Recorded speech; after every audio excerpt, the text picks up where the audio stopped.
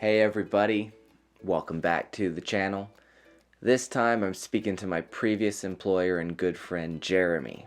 We're going to talk about the art of window cleaning, the way of window cleaning.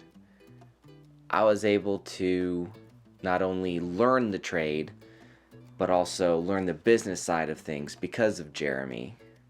And I also learned valuable lessons in networking, establishing, nurturing good relationships, because that's really what so much of our lives come down to, are those relationships. Being able to cultivate and nurture and sustain those really have brought me so far, not just in my work, my business, but my personal life, especially experiencing those lows that we do in life. Good friends like Jeremy, good connections are what have brought me through. We hope you get value from this conversation. We could start from our roots, tell our story of how we got into it, perhaps, but... Okay. Yeah. The art and the way of window cleaning. Well, one of the things that I saw today was I watched a couple YouTubes on cleaning windows, and the advice was terrible.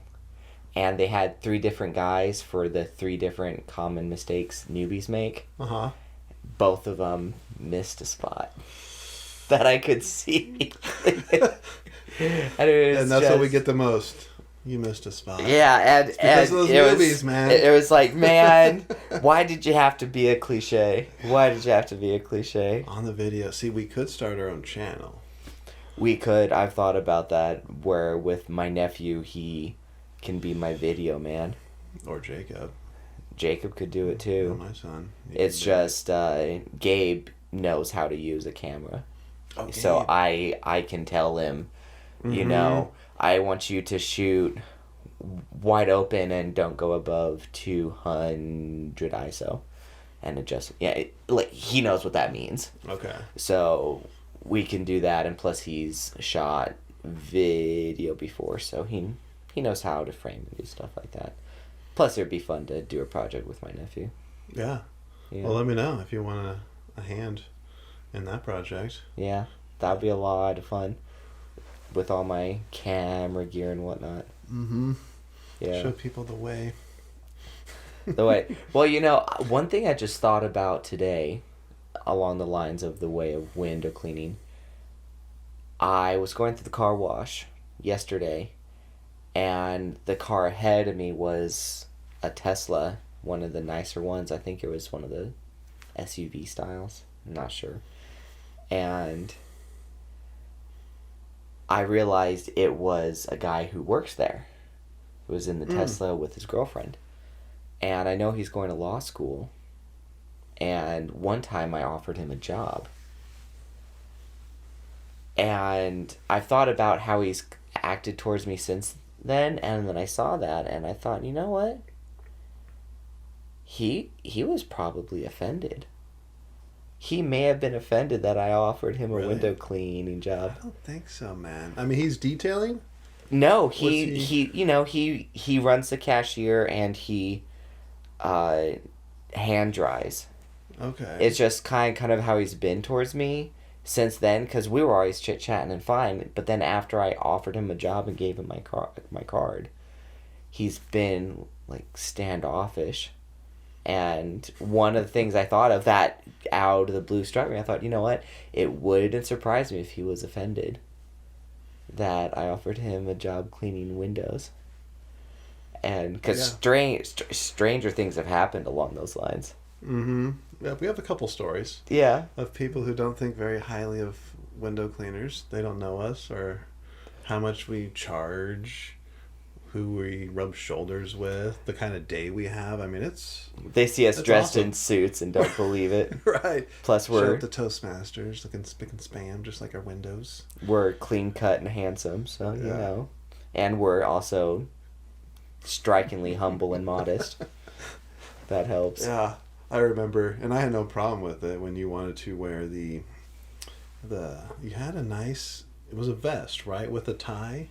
I don't think I was wearing a vest. I may have talked about it before, but I was always wanting to wear and tie. You had the black. Yes, sweater with right, the tie that you right, wanted to wear. right. Because I always wore a button down, Yeah. and I would wear a slim black tie, and then when it was cold, I had on a full zip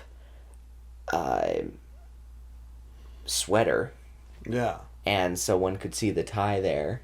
Yeah, and you asked me if you could wear it because it's not a work shirt. It wasn't the Vista window cleaning print. Right. I was like, yeah, man. I'm thinking to myself, man, if he wants to wreck his nice clothes, It was all I had. give it a go. Oh, I think I still have that picture of you up on the roof in that suit, in that outfit. Yeah. I got a kick out of it. I had no problem with it at all. Well, I'm very glad about that, and now, that is what I wear, is a white button down. Mm-hmm. And it's really fun and vindicating for me when I go and give a bid and people ask, so who's the one doing the work? Me. Mm-hmm. Me. It's all on me. I've been asked the same thing. Yeah. And it could not be me. And there's some people who make sure it's going to be me because I know I have another guy with me right now. I had two. Another truck, so it could have been them. But they want to make sure it's me. Right. And there is that, and there are times where I get asked that, but there have been times too where I can tell they're assuming I'm just a salesperson. Mm-hmm. And it's like, no, I'm the secretary, I'm the trades, I'm the one doing the work, I'm the one doing the bids, it's a one-man show. And then they're surprised. And then I show up to work in the same exact clothes, and they're just like, okay, so this is just your work outfit then. Yeah. Yes, ma'am. Mm-hmm. It makes it fun. Yeah, there are businesses out there that have the salesperson. That's all they do. They just, in the window cleaning business, they go out there, they have the little car, and they do the bids, pass along the information, and don't do the work. Mm-hmm. Yeah. Hopefully I'm talking loud enough, man. Oh, yeah. Yeah? Yeah, the way the mic is all set up, trust me. Okay. I got this. Sweet. You can even amplify it if you need to. Yeah, but with us being experienced Toastmasters, we can project. Mm-hmm. Let's do it. I'll be a little louder, just to be sure. Talk to the back of the room. Well, vocal variety is nice. Well, on that note of working, though, last year you made the commitment to always show up to Toastmasters wearing a suit. Mm-hmm. And what has that done for you? Not just in Toastmasters or your personal life, but has that bled over into work at all? Has it affected how you do things, view yourself, feel? Like how has that worked out? Because you're going on 2 years now where each week at Toastmasters you show up in a suit. Yeah. So how's that been? That's been really good. And why has it been important to you? You initially, back when I was president of Talk of the Town in, what was that, 2015? Maybe, several years ago. You suggested that I wear a suit as president. Oh, I did, huh? You did. And I was like, that sounds like a thing I do. I'm just not comfortable. I want to be comfortable. And I was just wearing my Vista shirt, my nice blue polo, and my work pants, and that was my thing. And then just go straight to work from there. But this time around, I felt like I was ready to step into that suit and see if it did have a difference in how I presented, because now, years down the road, I'm feeling like with all this experience, technically like 12 years now in Toastmasters, that I should be demonstrating, I think, a higher level, not only in my speech, but in my presentation. And I really respected the fact that you encouraged me again to wear the suit. Like, that would be a good idea. That'd be a good look up there. You're representing not only yourself, but one of the most distinguished clubs in the district. And I was like, you're right, man. I'm president of Talk of the Town. In the world. Step it up. Yeah. And so by stepping it up, oddly enough, not only did I have the best contest season of my Toastmasters career, I've also been told many times now that I've been clear of my ahs and ums. Yeah. Yeah, there have been less Yeah. of those. You're right. I hadn't thought about that, but thinking back, there's nothing that stood out to me, which makes me think that that feedback is correct. And in the beginning, you said, yeah, once you try on the suit, I know you're going to feel uncomfortable. There's nothing that is more comfortable than a suit that fits right.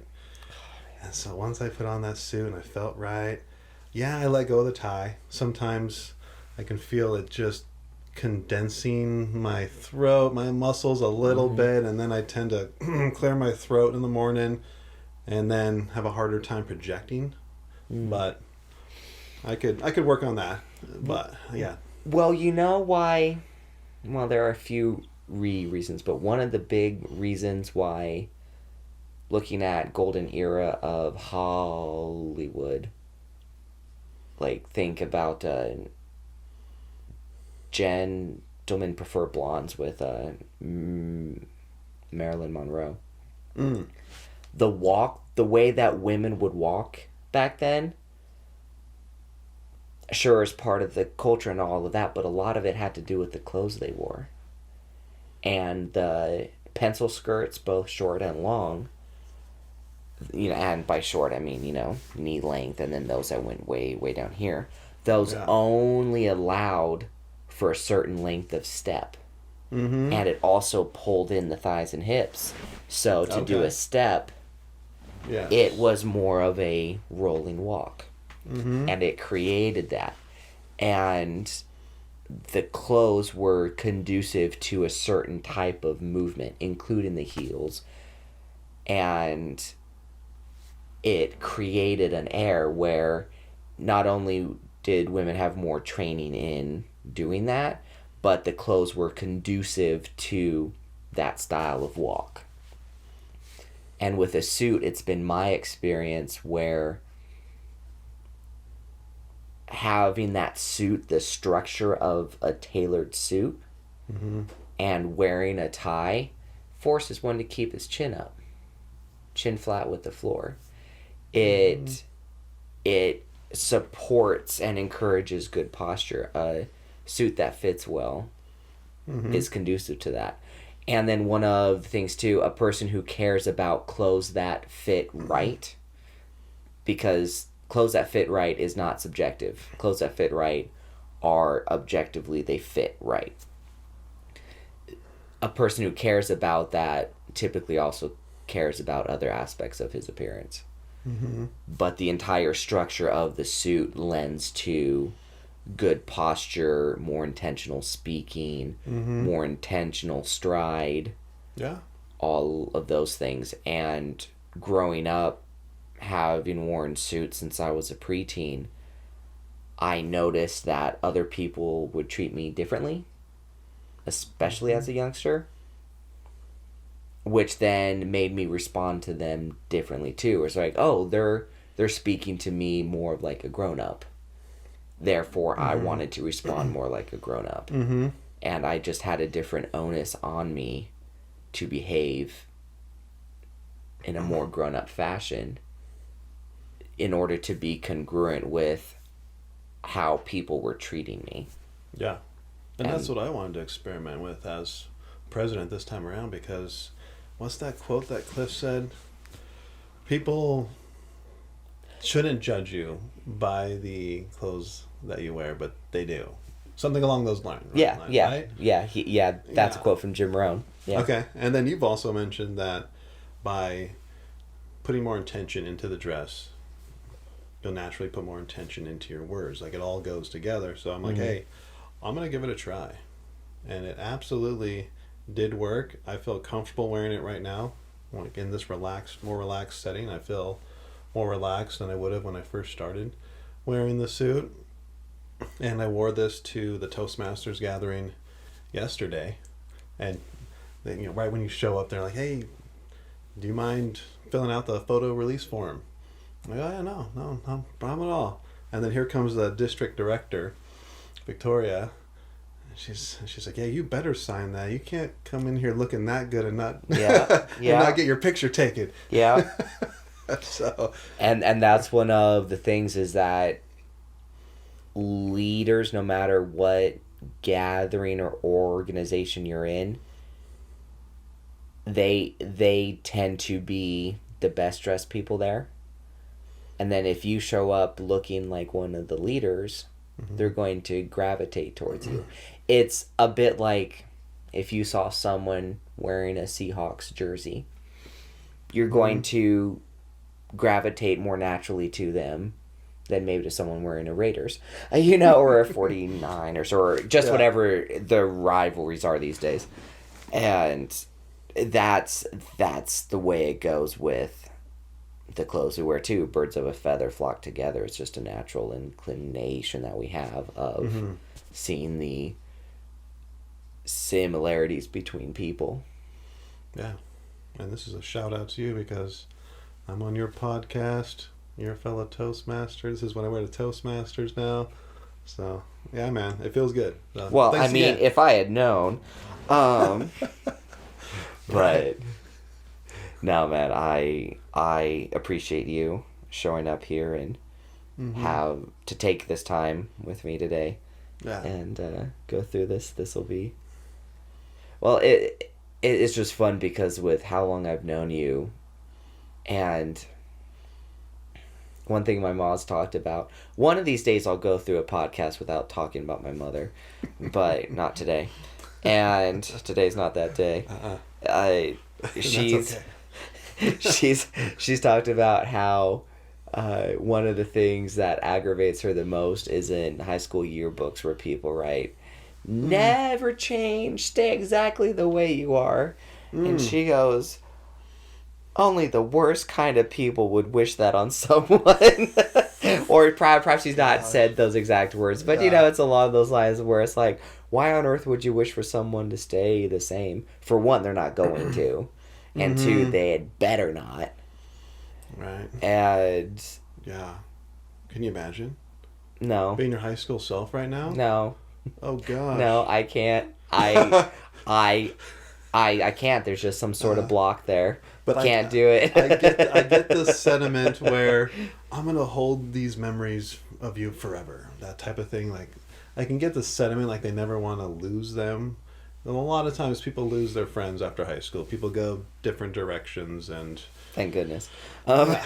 Grow apart, but they want to hang on to that person. Like, don't change. Don't become someone that you're not, I think is the sentiment.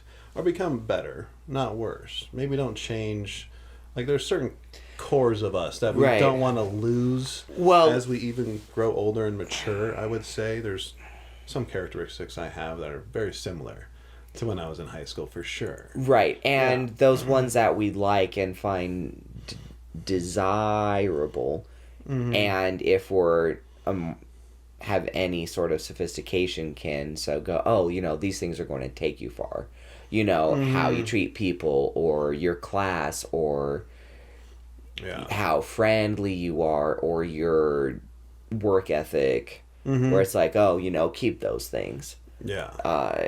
But with a lot of the people, it just is, I like how you act now, so I think you should, keep that. Not like, these characteristics of you I think are hallmarks of success, keep it up. But, at 14 and 18, it would be strange if even most of us were that sophisticated at that age to be able to make that kind of remark. Yeah. But, well, one of the things I've been doing, and I talked about it with Trina off the pod, was how she's told me I need to think of myself as a CEO because I'm self-employed. And she said, so it can be a little strange, but if you're going to build your business to a point where you can then sell it, you need to see yourself as the CEO. And then as the CEO, you need to look at yourself as the employee and sometimes grab yourself by the back of your neck and just make you sit there and do the work. And one of the things I picked up from the convention last year, well, this year, but last time it was in January, was you can't keep doing work that your employees wouldn't. You can't keep doing the above and beyond and all the extras, and you can't expect your employees to care as much as you do. Mm-hmm. It's just not fair. They don't have as much invested, and they don't get as much ROI. Mm-hmm. It's not only unfair, but it's unkind, and it's unreasonable to expect your employees to work as hard as you do, care as much as you do, and go the extra mile as much or as often as you do. And one of the things I've begun doing, and Trina remarked about this, she says, it feels weird, and she says, I know what it's like, but your prices have to go up and your quality of work comes down. Mm-hmm. And that notion galls me, but I know it's true. I have finally began to release that gall because that is just the facts. I have, in the last, with your encouragement in the last couple of years, I have been significantly raising prices, knowing that I'm not doing as much of the work.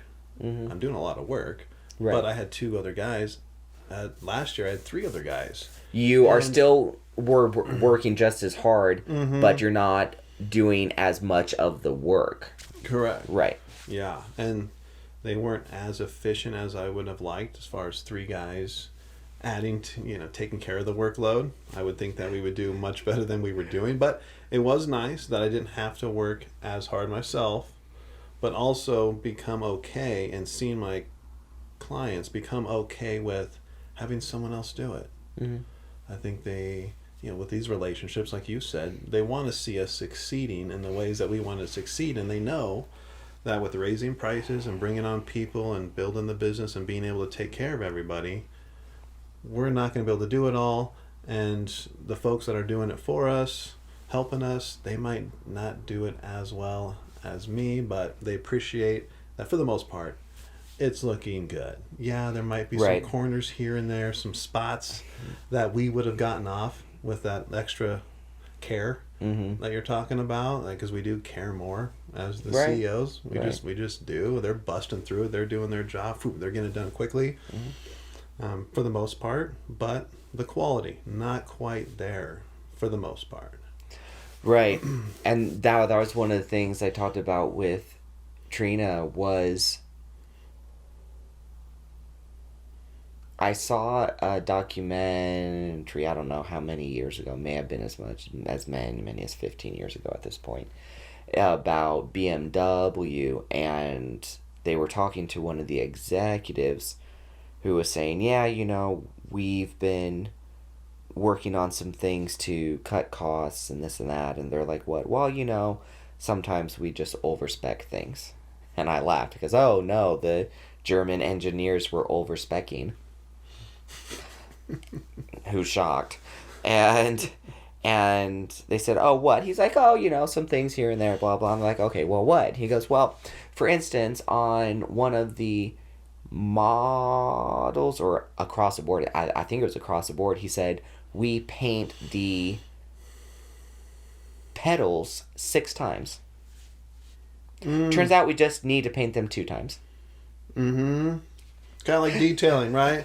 How many times do we have to use our towel? Right. Is one's good? 2 fingers, 1 finger, 3 fingers? Right. Like, what do we do you have to turn it to a dry side to do it? On how long of thing? But it was just that thing where you do hit a point of diminishing returns. And one thing I noticed about myself was there have been times where I've experienced a little bit of peak just because I was going above and beyond, and my clients didn't notice. But it was nothing they really could. And there have been a couple things I've done where I don't want to feel badly or badly towards someone. For instance, when I feel like I've gone above and beyond and I don't get a tip. And I caught myself a couple times feeling a little resentful about that. And I realized, wait, this is not appropriate. They asked me how much it would cost to do the job. I told them, they agreed. I did the job and they paid me what I told them it cost. Yeah. That's a really good interaction. There was nothing wrong with that interaction. And for me to then put the burden on them, well, they didn't tip when I did extra. They didn't know. If I'm going to do extra and I think I deserve to be paid more for it, then I need to charge for it. Why am I putting that on them? How self-centered is that of me? And so there are things I realize I do where it's like, you know what? It's the law of diminishing returns, of where it takes more time, it takes more effort, and I'm still being paid the same. And to them, it makes absolutely no difference. The quality of work still has to be good. Absolutely. But there are some times where it's just too much, where it really doesn't make a difference. It's like the window's still clean 6 times rather than the 2 times you're talking about. Right. It just needs it twice because it put on a rubber foot and it's fine. You don't need to scrub the whole thing vigorously every time. Right. Right. And you don't have to get each square inch. Like if you actually do have to scrub it and you've cleaned it, the season before, the year before, you don't actually have to go and make sure it's all perfect the whole way. If you do like the main part, and then if once in a while you realize, oh, you should have scrubbed that a little bit more. Yeah. And if you have to redo it, you have to redo it. But in the long game, you're still taking less time, and the less time you're there, the better it is for the client, because they have things to do. Yeah. For them to have to stay around all day just for you to clean their windows, I mean, they don't care how long the job takes, as long as the job gets done, because our clients are the type of people who are paying for the work and the time, not the time the work took. Yeah. They're juggling multiple things sometimes. We do have a lot of folks who are at home, working from home, or the homemaker. There is a lot of that.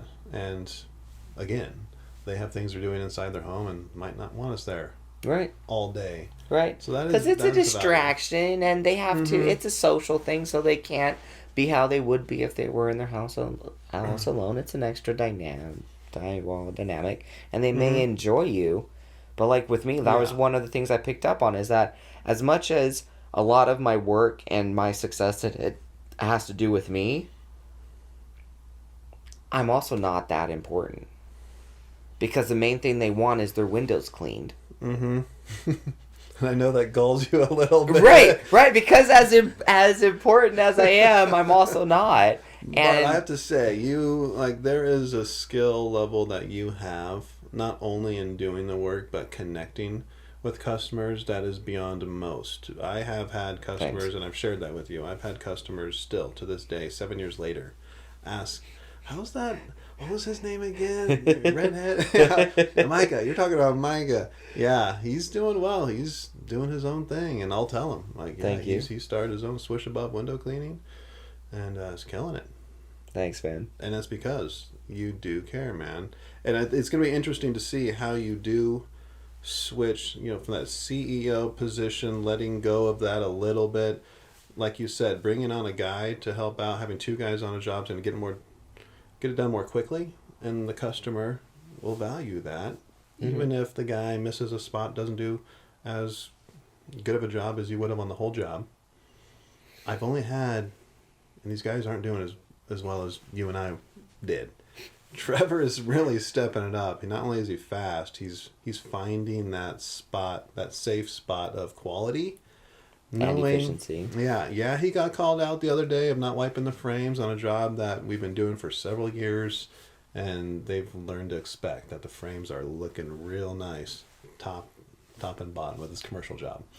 He got called out, and so, hey, yep, these guys want their frames, just to be sure. Just towel those off each time you're there.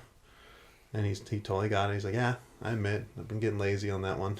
So that's just a quick phone call, boom, take care of it. But we've only had a couple of houses that we've had to go back to.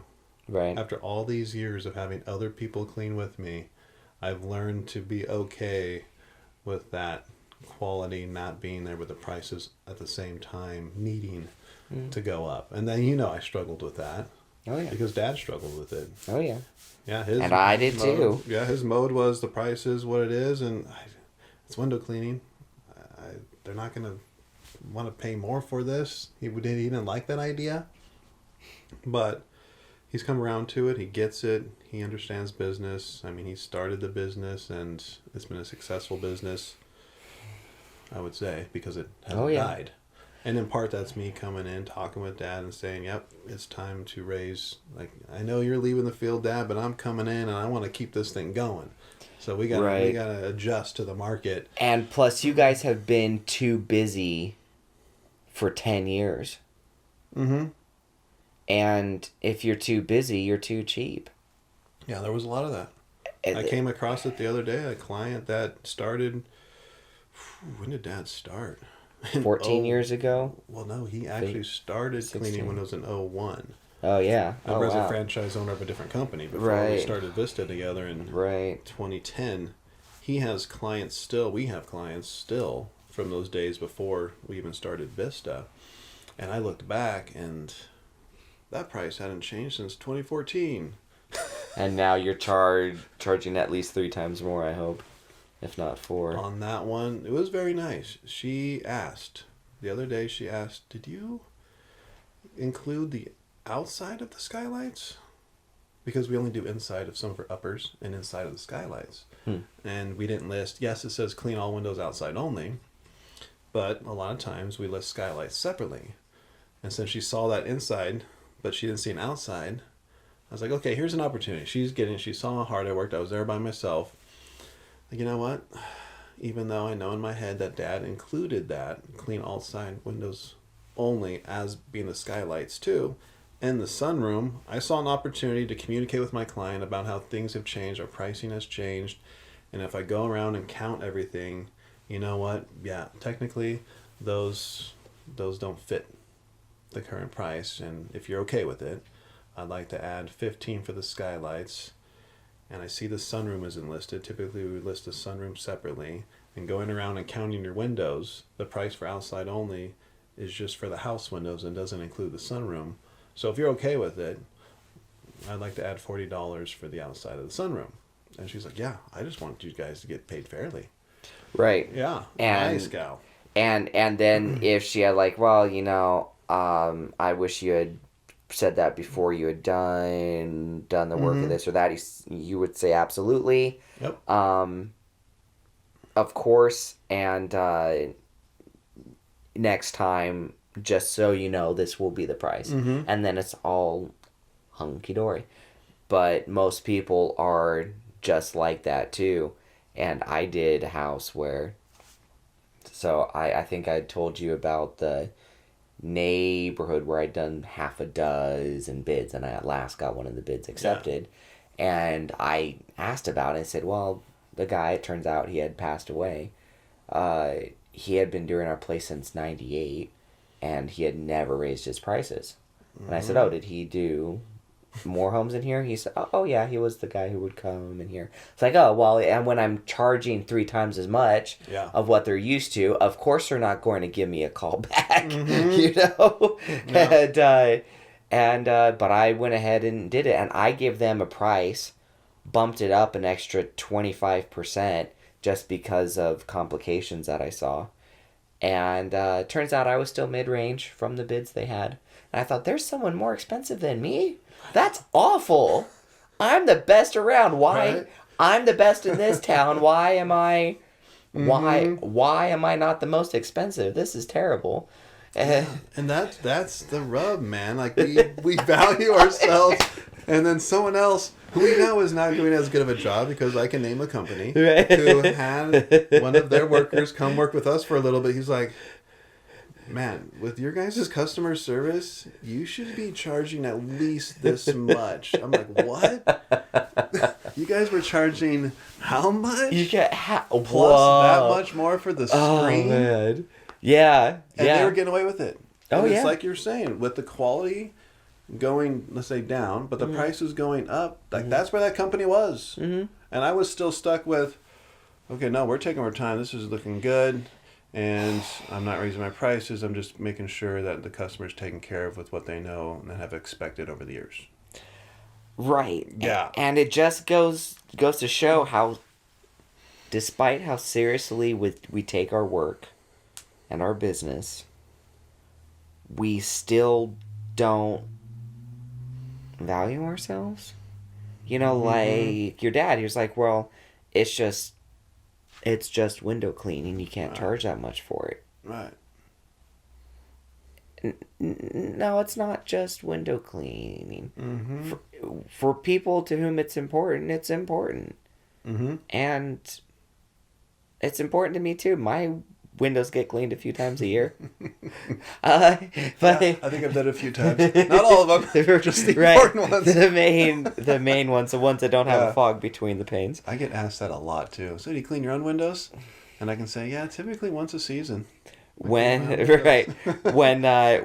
when I get enough complaints from HR, then yes, I clean my windows. And HR is on me, man. Yeah. She's watching, she's admiring, but then if I do miss a spot, she'll say something. Oh, yeah. Absolutely. Oh, She is yeah. that customer. Yeah. There are not many folks who follow you around. Yeah. And pay that close of attention, but it is always nice to clean our own windows. And yeah, for our customers, they value the time that we give them to not have to do it and just the struggle. Well, you know how many times... And it's the risk for them too. the risk. We've had clients call us after there was an accident on a ladder. Mm-hmm. Yep. Yep. You know, that's one of the things that's nice about being a professional and also looking the part is that people then just assume. And it's important to not abuse that trust. Mm-hmm. But it's just nice is when you look the part and walk it like you talk it. And one of the things is, I always tell folks when I wrap up, if there's something you see when the sun comes around, please give me a call. I guarantee my work. And there was one time I went back after a year they'd been set up, and the sun's right there, big old, like, I don't know, 4060 pane. And there's this turn mark That you right see. across the thing. That's right there. And I said, have y'all seen that? Mm-hmm. And they go, oh, yeah. And I go, why'd you not call me back? I mean, that was a mistake of mine. I told you, because despite what my mama says, I'm not perfect. So, you should have called me back. Like, that needs to be fixed. Oh, we weren't going to call. You did such a great job. The whole rest of the place, we weren't going to give you a call for one thing. With my own work ethic, I was legitimately slightly upset by that. Where it's like, oh, let me fix it. Mm-hmm. But at the same time, because of how I had shown up, because of how I had worked and all of that, I'm like, we aren't going to. And knowing you would come back. Right. And take your time to do it. Right. And so a lot of people are like that too, but then again, that's once in a while, and then you also have once in a while where those people where it's like, oh, the frame outside wasn't, there are some drips on the frame. Mm-hmm. It's like, those are going to evaporate. You won't see them. But okay, I don't say that. I'm like, oh, yep, of course, I'll go take care of that. Just, no questions asked. Oh, like on the water fed? No, with mop and squeegee is where if there are a few drops on like the corners or some sides and they're worried it's going to stain or discolor the wood or this or that. And it's like, I know it won't. Yeah. But I don't argue with them. Right. And so it's their home, they're concerned it's going to cause damage. Mm-hmm. I'm going to fix it. Okay, boom. Now I know. Mm-hmm. And away we go. It was nice because when I had that young man working with me this year, the second or third day he was with me, I was saying, okay, we're going to go see the Smiths, and it's Mr. and Mrs. John and Jane, and you know what? They're great clients. I really like them.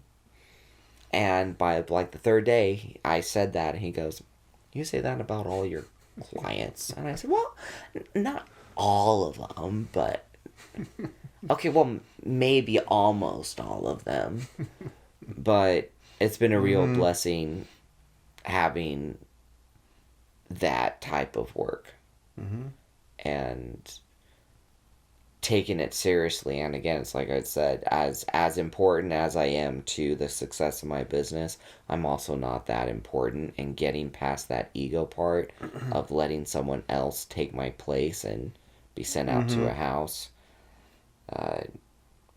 recognizing that perfectionism is actually procrastination and egotism has been instrumental into me deciding that, okay, I will take on employees.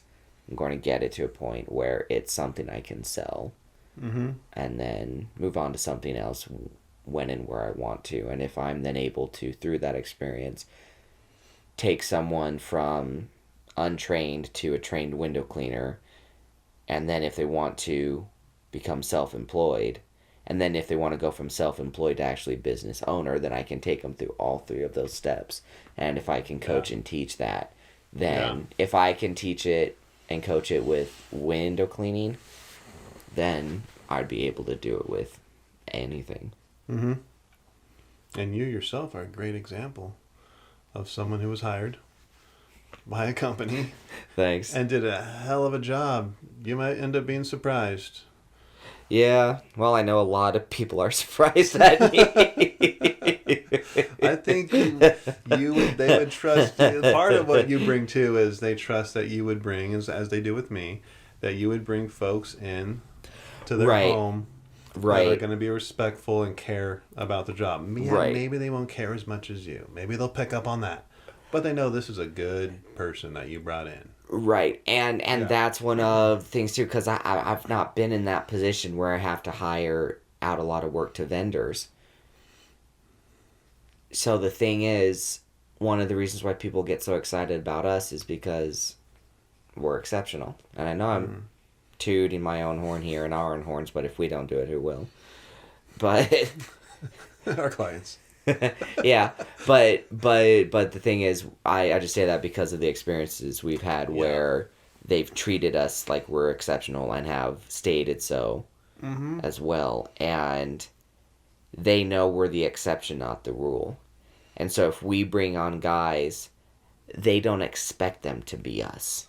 There will be a few hard-nosed clients, and I already know one or two I'm thinking of where once I bring on guys and I'm not the one always doing that job, they're going to find someone else. But they don't expect everybody to be me. They're okay with, okay, the job looks good. He was brought on by Micah. That's good enough for us. And we know that if there's something at all that goes wrong, Micah will take care of us, even if he's not the one doing the work. And that's the same thing with you too, is where they know that the buck stops with you, and that you creating that culture, you having those expectations and those standards, it's not going to be as exceptional as you, but it's still going to be a swish above the rest of the crowd. They also know they're going to have the guarantee still in place. Yeah, the buck stops with you. You know that you'll go right back out there if there's an issue. And they know that too. It's as nice as it is, and as much as it greases the wheels with clients that they have that expectation, it's also a responsibility and a burden, and just one I'm grateful for, and I bear it willingly. But knowing that we have a reputation to keep, to uphold, and we have standards, and we stick to those really grease the wheels, but it is an extra burden. but it beats the alternative. It does.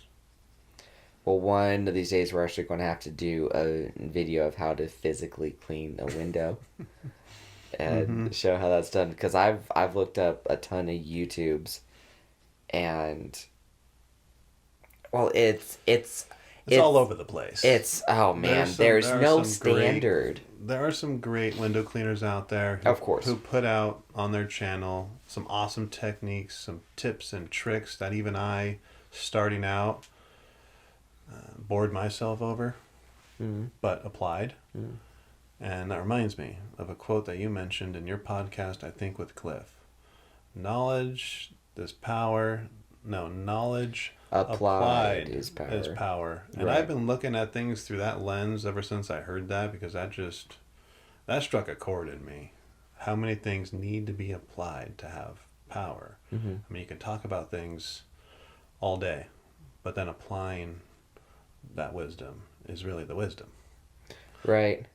I don't think I've mentioned this on the pod before, but it sounds whimsical and tongue-in-cheek, and it kind of is, but I think it speaks a deep truth, which is the difference between knowledge, wisdom, and philosophy. I've shared this with you before, right? I think you have, but this is one of the things where I'm not going to remember. Yeah, where it's knowledge is knowing that a tomato is a fruit. Wisdom is not including it in your fruit salad. And philosophy is contemplating whether or not that makes ketchup a smoothie. And that's one of the things. That's why wisdom just comes with age, even though oftentimes age comes alone. But you get all your education and all these things you know, all your factoids. But then you have to then, through experience, learn what not to do with it and where it's applicable. And that is then wisdom, is where you apply the knowledge. So through experience, you get to test your knowledge, which, if you have any level of sophistication, brings you wisdom, and then the wisdom allows you to know where to apply the knowledge, and knowledge applied is power. And you see that in the relationships that we have. Right. That's the way. When and where I can make a Catholic versus a Lutheran joke. Toastmasters appropriate. Toastmasters appropriate. And there are some clients we've had where they don't know where that is. It's like, that fell flat. And then they're the ones who put their foot in their mouth, and then we have to then make sure they don't feel too uncomfortable because they're just trying. Oh, man. And then you make a note. Okay. Like, you keep great notes, and that's one of the things that keeps you in touch with your clients, I know, is I know the folks, I know the family, I know the animals. That's the way you are, and you're applying. When you take those notes, you are applying that knowledge to the client, and you're taking it back to them, and you're seeing the effectiveness of it. And that's why you've just catapulted the last few years, raising your own prices. Thanks. Well, I got sick and tired of being broke too. That's a good motivation as well. Just being sick and tired of being broke. Yeah. Yeah. Where the value lies, we're learning, we're applying different things. The YouTubes definitely helped me in the beginning, and I would say even within the last year, I've checked out a couple channels just to stay up on the new products and seen what guys have done, and I've tried it, and I've tried things on my own too that I could probably share that I haven't seen on a channel. And just going through, even if it doesn't work, well, there's a knowledge right there we know not to apply because it doesn't have power. That's one of the things is exploring those new ideas in all things, but let's just relate it to this, is even if you don't use those specific techniques or tidbits, sometimes they're enough to act as a catalyst to then take you down another path. And one of the things that I've noticed a lot is vehicles that are just so overloaded with equipment, and 95% of the time they only use 95% of it. Sorry, no, sorry. I had that whole completely inverse. It was like 95% of the time they use half of it, maybe, if that. You're talking about the guys who have ladders stacked. They have like 3, 4, 5 on top of the truck, different kinds. They have right, just tool chests full of stuff. I'm like, the standoffs are a common thing that I see on the ladders, and I really don't use that unless perhaps I'm going up against a rooftop to do some gutters maybe, and they don't want the gutters touched by a ladder. And most of the time you can A-frame up to them, because most roofs around here you can walk on. Yeah. And I have the standoffs as well, and I use them maybe 3 times a year. And they're ones that do not stay on it. They don't stay on my ladder. Absolutely not. I was just talking about it recently this week. I don't know why, but I at last used 2 ladders. I have 2 in my truck. Okay. One's it's a 4-foot A-frame, little I think it weighs like 15 pounds. It's just a light, and for 3/4 of the work I do, that's all I need. And it's so nice. Yeah. And it's because the thing is, I don't want to have stuff for my stuff, and I don't want to have to carry around stuff to carry around my stuff. So if I have stuff, it is because it actually allows me to be more efficient. And I could kick myself for not realizing how much more efficient it made me having this little 4-foot step ladder. And it's those little things, and I didn't think about that until I had to have one for the young man working for me this year, and then I realized how much more quickly I can operate with it, and it's just less noise, a lot lighter, easier on the body. And less chance of knocking something around, or I don't have to ask them to use theirs in a little space or tight space. And it's just, geez Louise, why? Like I said, I could just kick myself. But at least I'm focused on that, of where I'm not just trying to have something unique for every unique thing that comes up in the job.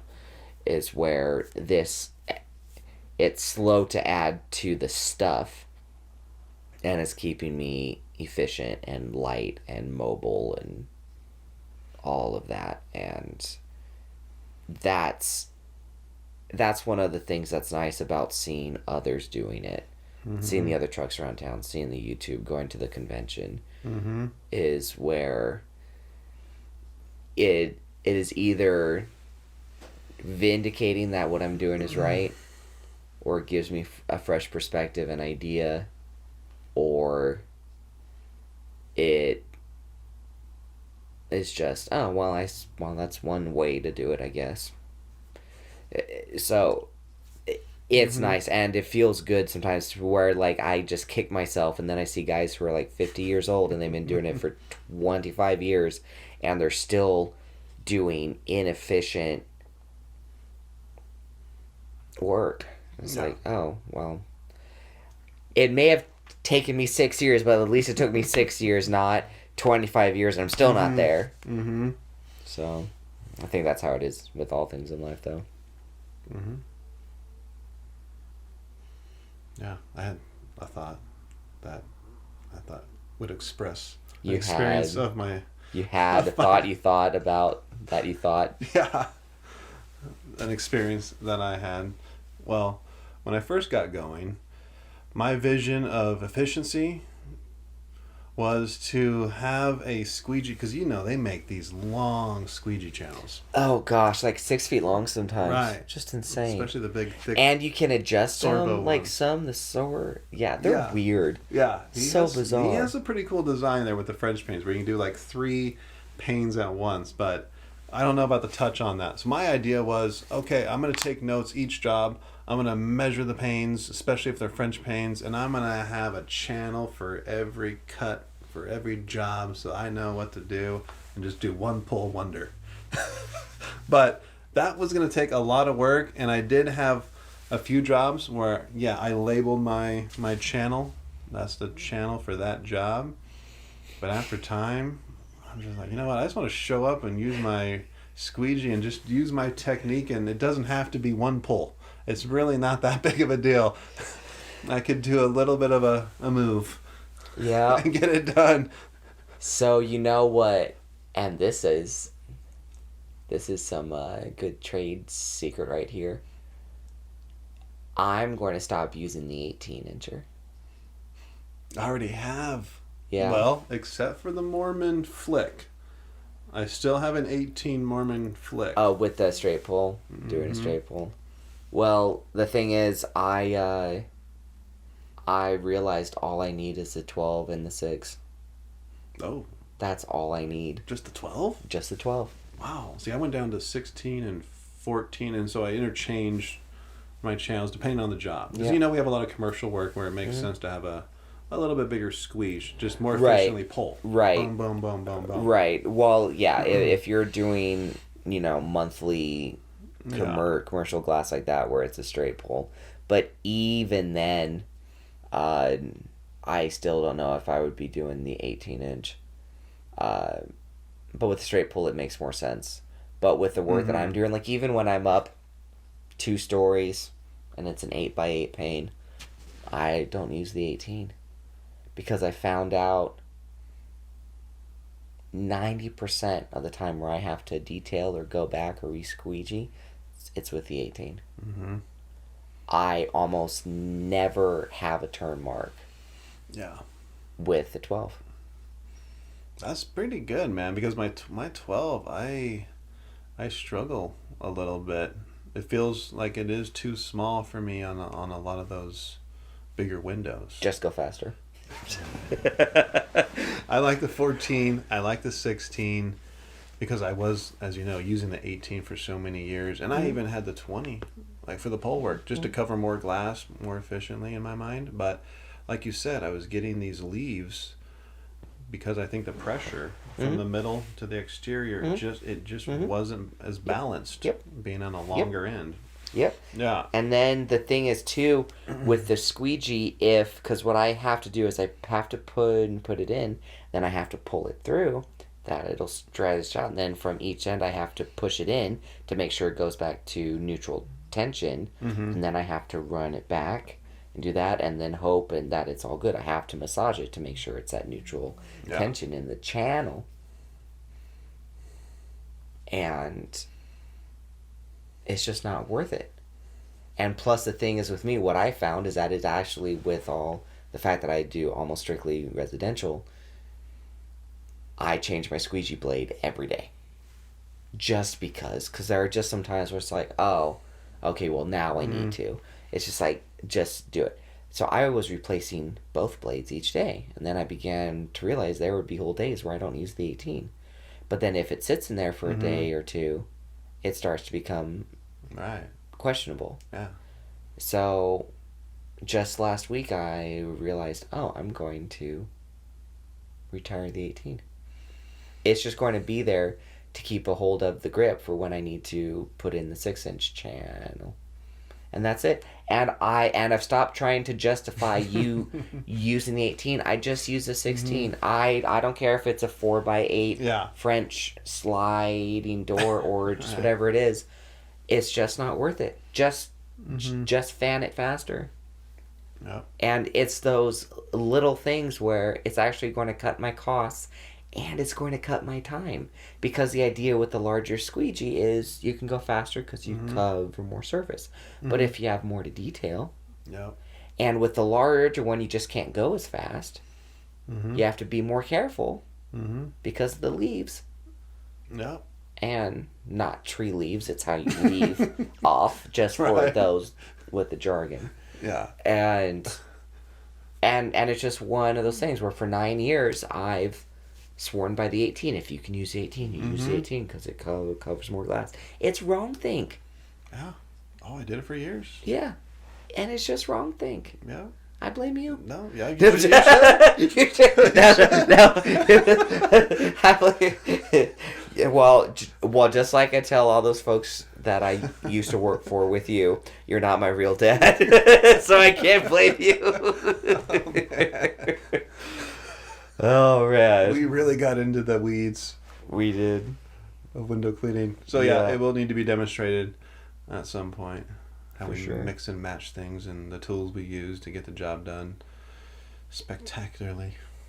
Right, but I love the fact that we could go into some of our work philosophy and how we take it seriously, and that makes other people take us seriously too, just like wearing the suit.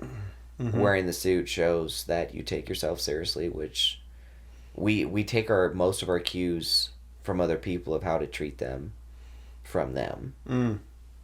And that's just what it comes down to. Yeah, So, that's a good point. yeah. I think that's a good point to end on. I think so. Great.